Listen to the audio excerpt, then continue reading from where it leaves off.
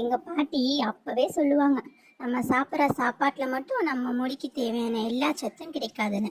அதுக்கு தான் herbal hair oil செஞ்சு தருவாங்க. இந்த எண்ணெயில் உள்ள மூலிகைகள் எல்லாமே முடியை ஸ்ட்ராங் பண்ணி ஸ்ட்ரென்தன் பண்ணும். நம்ம முடியை ஸ்ட்ரென்தன் பண்ணக்கூடிய மூலிகைகள் மட்டும்தான் நாங்கள் இந்த எண்ணெயில் சேர்த்துருக்கோம். வெந்தயம், கருஞ்சீரகம், கருவேப்பிலை, கரிசலாங்கண்ணி, மருதாணி, வெட்டி வேர், ஆலோவேரா, சின்ன வெங்காயம், இப்படி ஏகப்பட்ட பொருள் நாங்கள் சேர்த்துருக்கோம். இப்படி முடிக்கு ஊட்டம் கொடுக்கக்கூடிய ஹெர்ப்ஸ் மட்டும்தான் நாங்கள் சேர்த்துருக்கோம்.